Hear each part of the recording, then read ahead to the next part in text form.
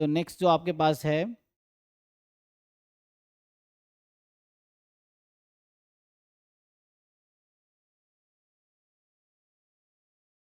निशांत है, क्या डाउट है भाई? तो डेफिनेशन है, आपको पता है कॉन्टिन्यूअस सिमेट्रिक डिस्ट्रीब्यूशन की definition? You know Yes, sir. Definition of symmetric distribution? अगर मैं आपको बोलूं एक्स सिमेट्रिक अबाउट के if and only if, do you know definition? बताओ मुझे जरा in general.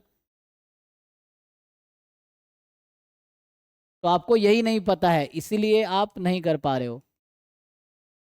X more than equal to k plus x less than equal to k minus x. मान लो के ये नंबर है, तो के प्लस एक्स यहाँ होगा।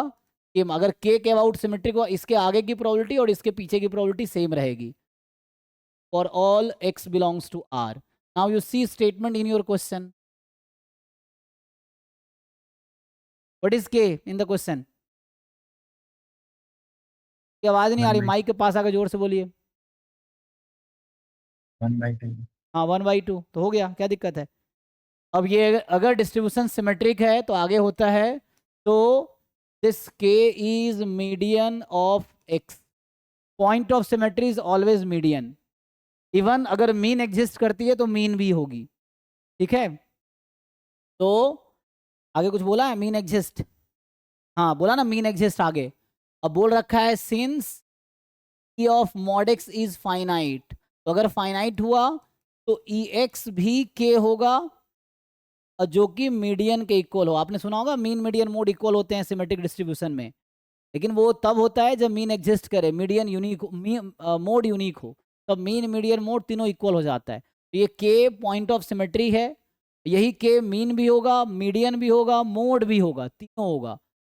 बट मीडियन तो होगा ही बिना किसी कंडीशन के।